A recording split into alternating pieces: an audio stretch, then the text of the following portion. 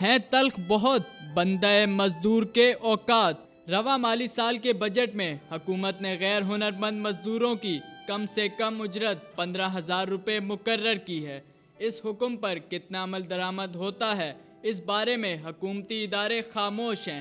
محکمہ محنت کا وجود وزارت سیکریٹریوں، افسروں اور اہلکاروں کی حد تک ہے، عملی طور پر کہیں نہیں۔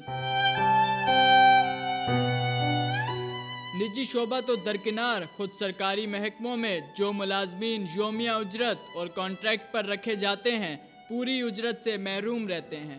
ان ملازمین کو کسی تعطیل کی اجرت نہیں ملتی، نہ وہ مفت علاج و معالجے کے حقدار ہوتے ہیں۔ نجی شعبہ بھی ہنرمند ملازمین کو 10-12 ہزار روپے سے زیادہ نہیں دیتا۔ اضافی آمدن کے لیے ان سے یومیہ 4 گھنٹے اوور ٹائم لیا جاتا ہے۔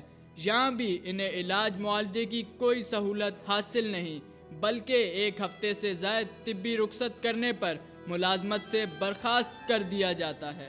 عام محنت مزدوری کرنے والوں کا کوئی پرسان حال نہیں۔ تعمیراتی کاموں کے دوران ہلاک و زخمی ہونے والوں کو حکومت کی جانب سے کچھ نہیں ملتا، نہ ہی ان کی کوئی مزدور تنظیمیں ہیں۔ شپ بریکنگ یارڈ اور بلدیہ فیکٹری میں آگ کے متاثرین کے لیے جو امداد اور اعلانات ہیں، کاغذوں، فائلوں اور مقدمات کی حد تک ہیں۔